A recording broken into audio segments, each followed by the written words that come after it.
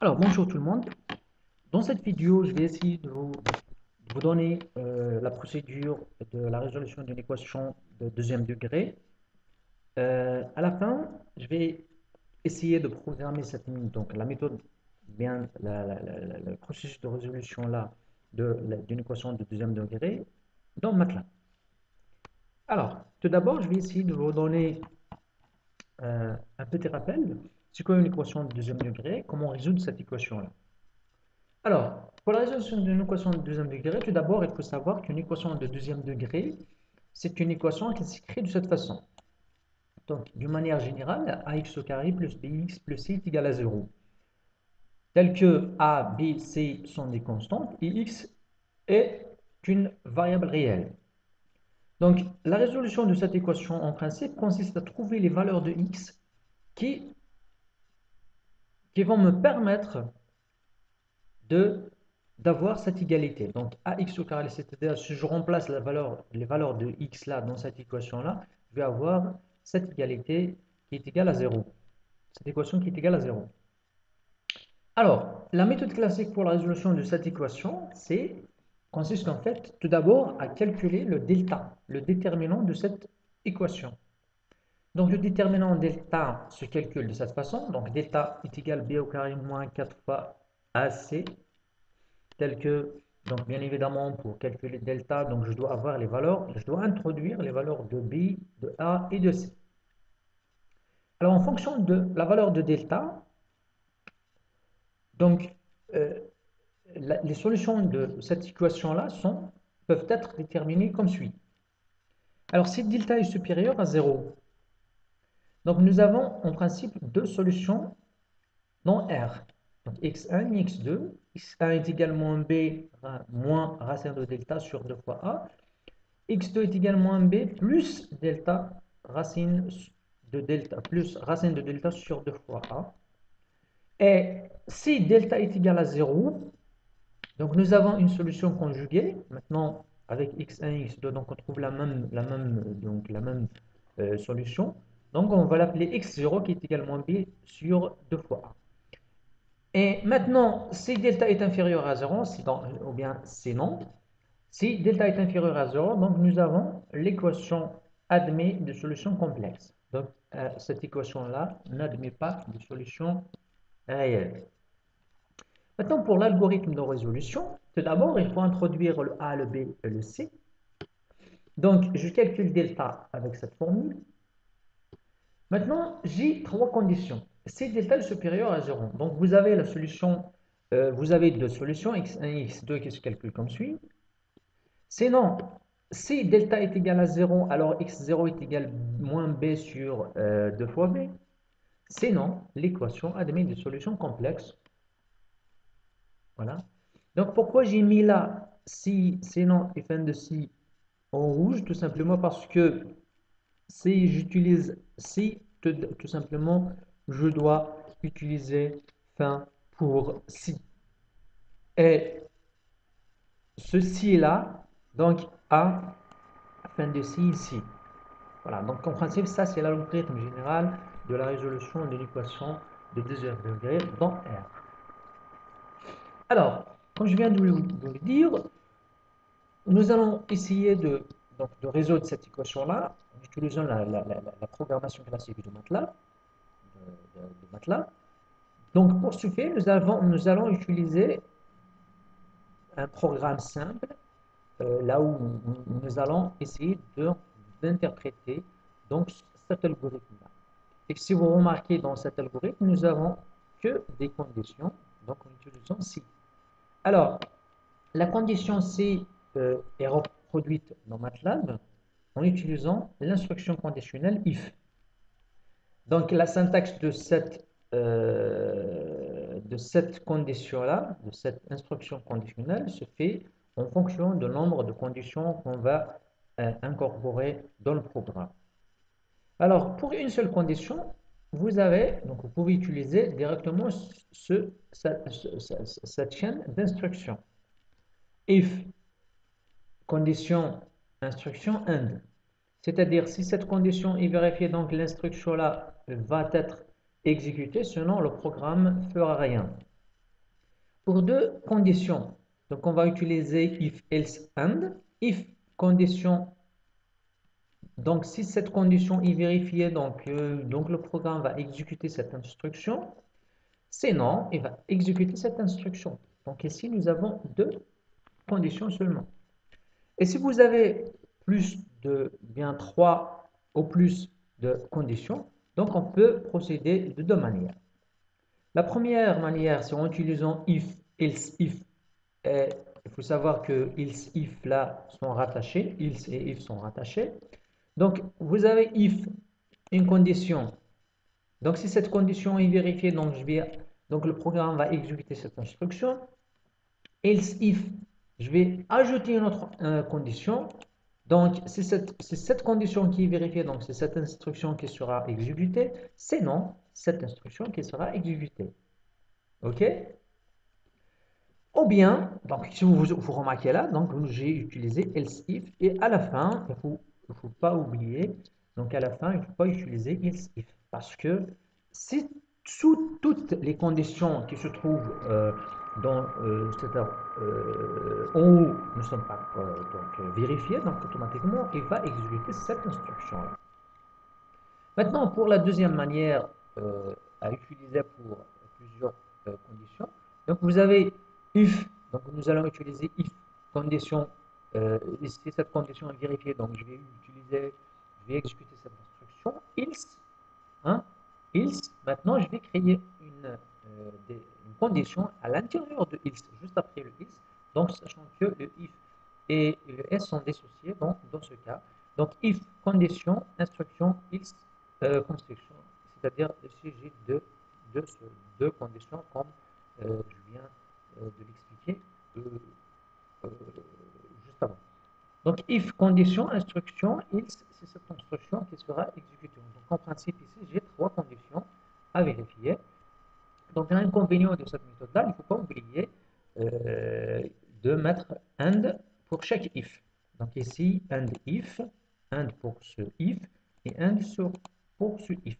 Alors que dans ce cas-là, donc j'ai utilisé un seul and. Alors, nous allons essayer maintenant de résoudre plusieurs équations. Donc, la première équation, c'est une équation qui va me donner donc, un détail supérieur à 0. La deuxième solution, c'est 4x au carré, donc x au carré moins 1 moins x plus 2 est égal à 0. Donc cette équation va me donner un delta qui est inférieur à 0, parce que 1 au carré moins 4 fois, donc automatiquement j'aurai une équation, ou bien un delta qui est inférieur à 0. Donc pour avoir un delta qui est égal à 0, donc j'ai x puissance 2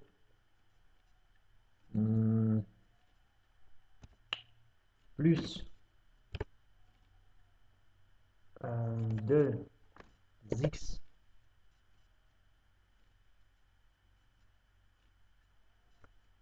plus 1 est égal à 0. Donc, pour avoir une delta qui est égale à 0, donc 2 au carré, 4, voilà, donc c'est celle-là.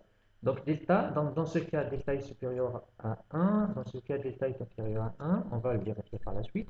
Dans ce cas, delta est égal à 0. Donc, 2 au carré est égal à 4. 4 fois 1 fois 1 est égal à 0. Donc, j'ai les trois possibilités. Donc, voilà, donc je vais essayer de...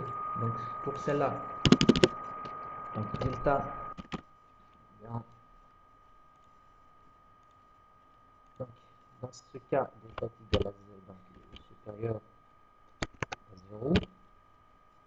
Dans ce cas,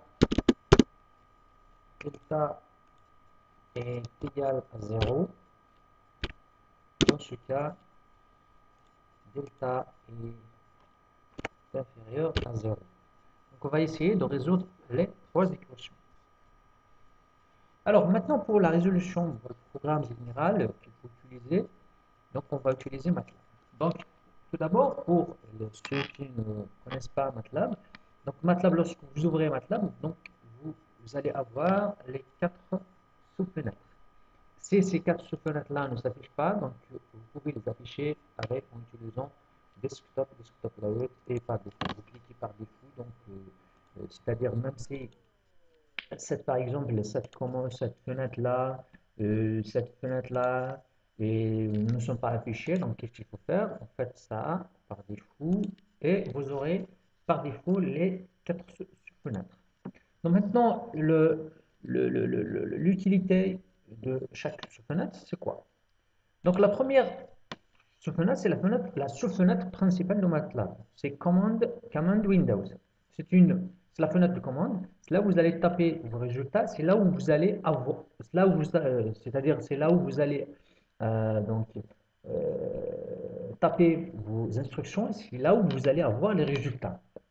Ok, c'est-à-dire vous pouvez gérer tout ça, donc tout l'environnement en utilisant uniquement cette sous-fenêtre.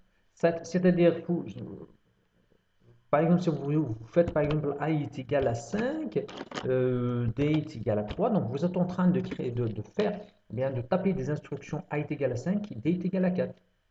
Ok, donc j'ai tapé une instruction, j'ai eu le résultat immédiatement. Ok, voilà. Donc maintenant, pour ce fenêtre-là, c'est la fenêtre de l'espace de travail. C'est l'espace de travail. C'est quoi l'espace de travail? C'est un espace là, c'est là où vous allez avoir toutes les variables qui ont été créées dans MATLAB. Si vous avez remarqué, donc j'ai créé une variable qui s'appelle A, qui est une valeur de 5. Elle est affichée ici. Donc ici D aussi, j'ai créé une variable qui s'appelle D qui a une valeur de 4. Donc elle est ici. Donc toutes les variables qui ont été créées dans l'espace, donc dans la fenêtre de commande, vont être affichées, vont être enregistrées dans l'espace de travail. Donc c'est-à-dire à tout moment, si vous écrivez A, puisque A c'est une variable qui existe déjà, vous faites OK. Donc à tout moment, il va vous afficher la valeur de A qui est égale à 5. Donc, sauf dans le cas contraire, si vous écrasez encore une fois la valeur de A. Par exemple, si vous faites A est égal maintenant est égal à 10, automatiquement, cette valeur-là qui est égale auparavant qui est égale à 5, donc devient maintenant est égale à 10. Donc maintenant, si vous faites A est égal à 10, donc 1 tout court, vous allez voir 1 est égal à 10. Voilà. Ça, c'est la fenêtre, l'espace de travail. Ça, c'est l'historique des commandes qui ont été déjà tapées. Si vous remarquez donc à la fin, hein, j'ai écrit A est égal à 10, D est égal à 4, A est égal à 5, etc. C'est-à-dire toutes les instructions qui ont été écrites dans la fenêtre de commande, après avoir tapé Entrée, donc va être enregistré comme étant, un, euh, comme étant historique. OK? Voilà. Maintenant, pour revenir en arrière, il suffit d'utiliser les flèches dirigées vers le haut du clavier pour revenir en arrière. OK? Maintenant, par exemple, si vous voulez, par exemple, revenir en arrière, vous allez voir, si vous cliquez, vous allez revenir aux instructions qui ont été déjà tapées auparavant. Maintenant, pour la quatrième et la dernière sous-fenêtre, c'est l'espace, donc elle s'appelle le répertoire courant. Et vous allez voir par la suite quelle est l'utilité de ce répertoire courant. C'est lorsque vous créez un fichier, un file, un fichier, un programme. Donc ce programme-là qui est sous forme d'un fichier, un file, doit figurer dans ce répertoire courant, sinon le programme ne peut pas être exécuté. Voilà. Maintenant, pour l'utilisation de MATLAB, donc il existe deux méthodes. La première méthode, c'est ce que je viens de vous expliquer maintenant, c'est la méthode interactive. La méthode interactive, c'est une méthode qui vous permet donc de taper des instructions et d'avoir le résultat immédiatement. C'est-à-dire, c'est comme une calculatrice. Si vous faites par exemple 2 fois 10, 2 fois 5 par exemple, vous allez avoir directement les résultats. C'est-à-dire, elle sert comme cette méthode-là, elle sert comme une calculatrice. Hein. Vous tapez des instructions et vous aurez directement les résultats immédiatement. Et la deuxième méthode maintenant, parce que lorsque vous utilisez cette méthode-là, donc généralement cette méthode-là, elle est beaucoup plus utilisé dans le cas des opérations simples. Ok. Mais lorsque vous êtes affaire à un programme très compliqué, donc vous ne pouvez pas utiliser. Il est aberrant d'utiliser cette méthode-là. Pourquoi? Parce que si le programme est votre programme est très compliqué, donc vous ne pouvez pas enregistrer les instructions avec cette méthode-là. Donc, qu'est-ce qu'il faut faire? Donc, il faut créer un programme, donc un fichier, un file, qui doit être enregistré dans votre répertoire courant et vous l'exécutez par la suite. Donc, à tout moment, si vous voulez par exemple exécuter ce programme, il suffit de l'ouvrir. Ben, si vous fermez votre PC et après vous voulez par exemple réexécuter ce programme, il suffit d'ouvrir son répertoire courant et de l'exécuter sans aucun problème. Voilà. Donc, dans notre cas, donc nous allons faire un petit programme qui n'est pas vraiment compliqué, mais quand même, nous allons utiliser donc un fichier info. Voilà. Donc, ça, c'est la première des choses. Voilà. Bien. Donc, ces instructions-là qu'il y a, c'est pour effacer les variables qui ont été créées, c'est assez pour effacer l'écran. OK. Maintenant, pour créer un programme, donc un fichier, un file, donc vous cliquez ici, New Script, donc vous cliquez sur New Script, donc vous allez avoir une autre fenêtre qui va s'ouvrir. Donc, en principe, c'est l'espace, c'est votre espace là, c'est là où vous allez écrire vos instructions. Alors, pour notre programme, donc je vais faire par exemple un petit commentaire. Bon, je vais l'appeler résolution d'une équation, de deuxième degré.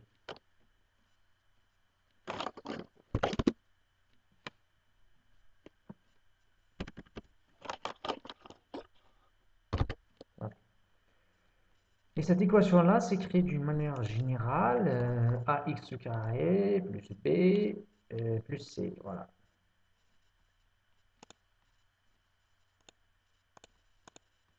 Voilà, résolution d'une équation de deuxième degré.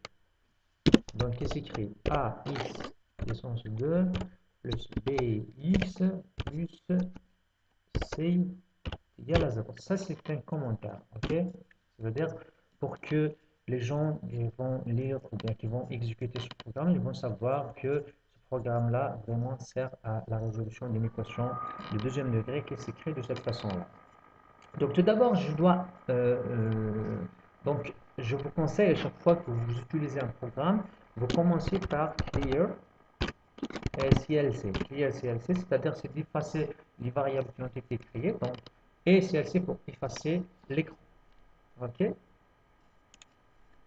Donc, une fois donc, ces instructions ont été faites, donc maintenant je vais écrire le A. Donc, tout d'abord, je vais déclarer le A, le B et le C. Égal, le C est égal. Maintenant, nous allons prendre le premier exemple. Le premier exemple, donc A est égal à 2, B est égal à moins 3 et C est égal à 1. Donc vous avez le A qui est égal à 2, donc B qui est égal à moins 3 et C qui est égal à 1. Maintenant, je vais calculer delta. Vous savez que delta, que je vais noter del, est égal à B puissance 2 moins 4 fois A fois C. Donc, il ne faut pas oublier que le A, le B ici, je l'ai mis en majuscule. Donc, je dois respecter l'écriture là. Donc, B, A doit être majuscule. OK? Doit être majuscule parce que MATLAB il fait la différence entre minuscule et majuscule. OK? Voilà. Donc, A est égal. Maintenant, je vais enregistrer mon programme parce que j'ai pas encore terminé le programme et je dois l'enregistrer avant de l'exécuter pour vérifier, hein. Ok. Voilà, donc je vais créer par exemple un dossier euh, que je vais appeler par exemple équation avec équation deuxième degré avec MATLAB. Et je vais enregistrer mon programme à l'intérieur. Par exemple, test 1. Voilà, enregistré. Maintenant, pour l'exécution de ce programme, soit je vais ouvrir le répertoire courant. Comment l'ouvrir? Soit vous allez le chercher là où vous l'avez enregistré. Voilà. Équation 2D avec ma table. Il est là. Donc, vous cliquez OK. Donc, il va s'ouvrir. Sinon, la deuxième méthode là, c'est directement de l'exécuter. Donc, automatiquement, il va vous demander de changer le répertoire courant. Donc, vous faites OK. Donc, il va euh, l'exécuter. En même temps, il va ouvrir votre répertoire courant. OK? Maintenant, j'ai écrit A est égal à 2, B est égal à moins 3, C est égal à 1. Donc, delta, il l'a calculé. Donc, delta est égal à 0. Donc, effectivement, delta est supérieur à 0. OK? Maintenant, je vais commencer le programme. Comme je viens de le dire là, donc vous avez tout d'abord, j'ai calculé delta. Maintenant, je vais créer des conditions euh, en utilisant MATLAB. Donc, on va utiliser if. Voilà. Donc, je vais faire tout d'abord la première condition. Donc, la première condition, je vais commencer maintenant les conditions. If delta est supérieur à 0, donc vous avez votre instruction, c'est quoi? Donc, j'ai deux solutions. Donc, x1 égale et x2 égale. OK? Donc, x1, je sais qu'il est égal à moins b moins euh, delta puissance delta. Donc, pour avoir la racine, donc, j'utilise moi, personnellement, j'utilise puissance 0,5 divisé par a 2 fois a. Et pour la deuxième solution x2, donc il suffit de changer là, est égal à b. Donc plus. Ça, c'est la première condition. Else, if. Else, if delta égale à 0. Il ne faut pas oublier d'utiliser égal, sinon ce sera une vérification incorrecte. If delta est égal à 0, donc vous avez x0 égale, voilà, puisque delta est égal à 0, donc voilà, moins delta divisé par, voilà, il faut bien vérifier les parenthèses. And else, maintenant la dernière condition, else, vous allez par exemple utiliser donc c'est-à-dire je vais écrire une équation, ou bien une phrase qui va m'indiquer qu'il n'y a pas de solution. Donc je vais utiliser disp, donc écrire disp, pas de solution dans R. Ok, pas de solution dans R. Vous pouvez écrire ce que vous voulez et je vais faire un do. Maintenant, en principe, j'ai toutes les conditions. Et si delta est supérieur à 0, donc vous avez deux solutions. Si delta est égal à 0, donc vous avez une seule solution. Sinon, il va m'afficher pas de solution non. OK? Maintenant, j'enregistre et j'exécute. Maintenant, si vous avez remarqué là, si vous remarquez là, donc A est égal à 2, B est égal à 1, il les a affichés. Pour éviter l'affichage de ces variables-là, de ces constantes-là, je vais utiliser le point virgule, c'est-à-dire c'est pour éviter l'encombrement. Parce que qu'est-ce que j'ai besoin? J'ai besoin uniquement de m'afficher les résultats x1, les résultats ou bien la solution de mon équation. Voilà, si j'exécute maintenant, donc il m'a affiché uniquement les, les solutions x1 et x2. Maintenant, pour vérifier là, pour vérifier, vous pouvez vérifier par exemple, je vais écrire directement a fois x1 puissance 2 plus b fois x1 plus c. Donc voilà, donc la première solution, elle m'a donné exactement 0. Pour la deuxième solution aussi, je peux aussi la vérifier x2. Donc x2, vous avez 0. Donc les deux solutions obtenues avec ce programme-là donnent vraiment, sont vraiment la solution qui donne euh, à x au carré plus x plus x est égal à 0. Ok? Ça, c'est pour la première équation. Donc, la solution de la première équation, c'est x1 est égal à 0,5 et x2 est égal à 1. Maintenant, pour la deuxième équation, donc je vais écrire x est égal à 1, b est égal, donc a est égal à 1, c est égal à 2, donc b est égal à 2, c est égal à 1. Donc, ça c'est 1. Ça, c'est 2. Ça, c'est 1. Maintenant, je vais afficher le delta pour voir est-ce que vraiment delta est égal à 0. Voilà. Donc, delta est égal à 0. Donc, x0 est égal à moins 0.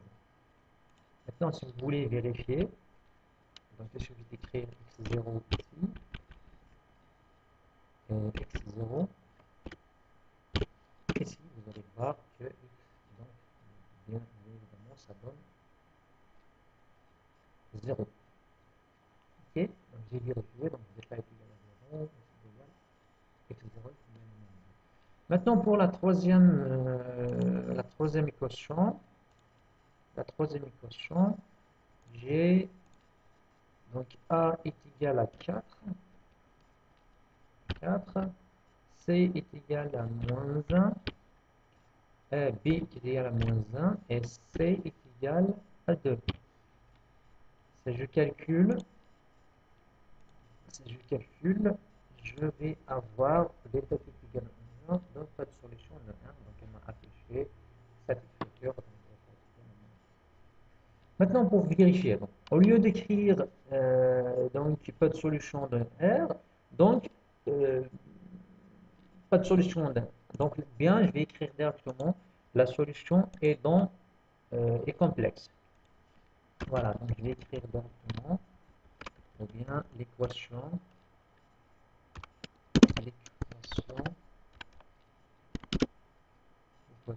admet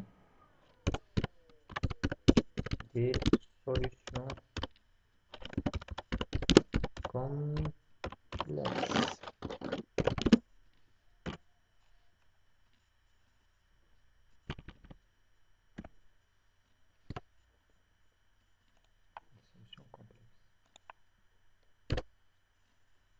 Ok. Et je vais les calculer parce que il faut savoir MATLAB, donc les langages de programmation, les anciens langages de programmation, lorsque vous faites racine de moins quelque chose, donc il va vous afficher erreur. Donc MATLAB là, il vous affiche la valeur complexe parce que si vous faites par exemple racine de moins 4, donc vous allez avoir quelque chose fois i, fois c'est-à-dire c'est un nombre complexe. Donc il va vous l'afficher. Donc ça c'est la partie réelle, et ça c'est la partie euh, imaginaire. Et vous allez avoir cette une valeur complexe. OK? Donc, pour afficher donc, ces valeurs-là, donc, je peux utiliser le même programme. OK? Sauf que ici, je vais les appeler, par exemple, C1 et C2. Voilà, donc complexe 1, complexe 2, etc. Maintenant, si je fais ce calcul-là, donc il va m'afficher le C1 et le C2, donc l'équation admet des solutions complexes. Donc C1 est égal et C2 est égal. OK? Maintenant, il existe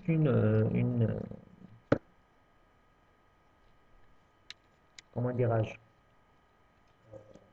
une fonction dans MATLAB qui permet de résoudre ces équations, les équations de deuxième degré. Donc, il suffit d'utiliser la fonction ou bien l'instruction ou bien la fonction roots. OK? Par exemple, comment je vais l'appeler? OK. Par exemple,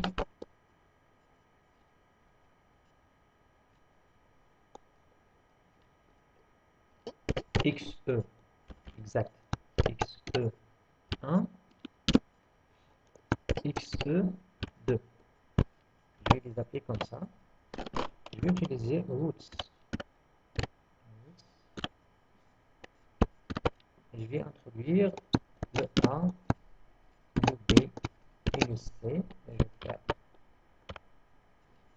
C'est-à-dire, lorsque j'écris roots A, B, C, ça veut dire le A, c'est celui, donc cette valeur de A, donc c'est le facteur de, de x au carré, donc c'est donc ax au carré, bx plus c. Ok, donc cette écriture-là signifie ax au carré plus bx plus c égale à 0. Donc il va m'afficher, donc la première solution c'est x1, la deuxième solution c'est x2. Ok, on va essayer de voir ça, donc pour éviter toujours affichage là. Donc voilà. Roots égale ici. Here using roots. Pourquoi ça marche pas?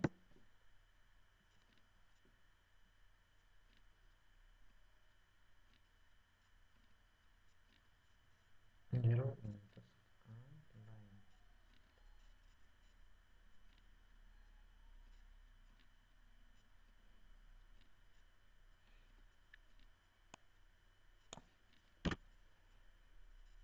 ça s'écrit comme ça, voilà. Voilà, donc, pourquoi ça n'affiche pas comme ça?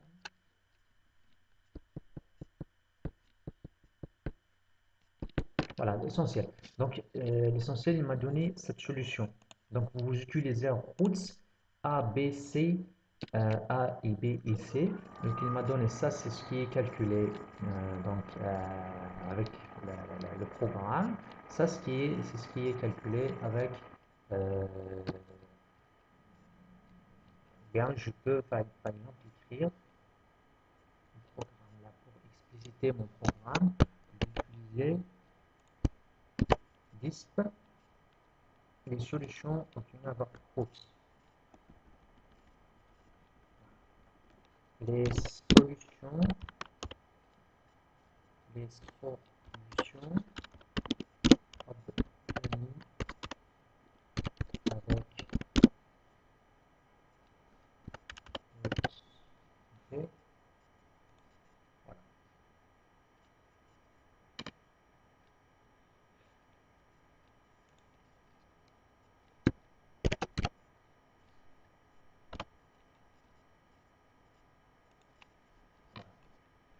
Maintenant, si on refait les mêmes calculs, donc 2 moins 3, 1. Donc vous avez ici 2 moins 3, 1. Si je calcule, voilà, vous allez voir les mêmes solutions. X1, X2, sauf que si les a changés, il n'y a pas de problème. Donc je peux encore vite, ça, je vais faire plus.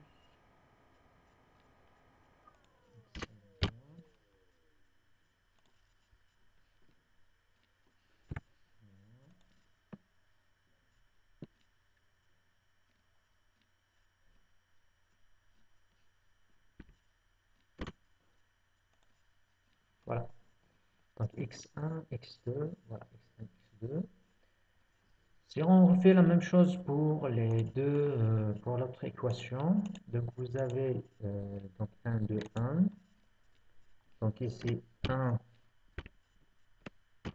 2, 1. Voilà. Nous avons x0 qui est égal à 1. Pour la deuxième solution, donc, il nous a donné une solution conjuguée.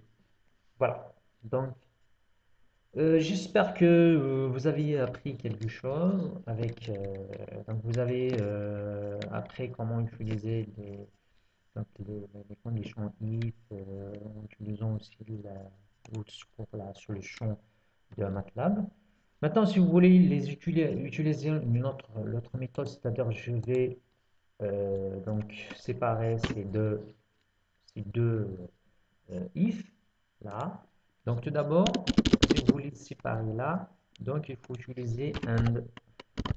Voilà. Donc si vous avez remarqué, si vous remarquez ici, ce and là est ferme if là, ce and là ferme if.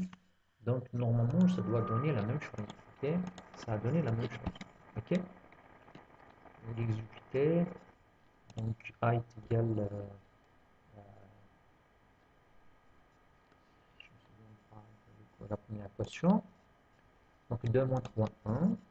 2 moins 3 et 1. Donc ça a donné la même chose. Alors pour ce fait, je vous remercie pour votre attention.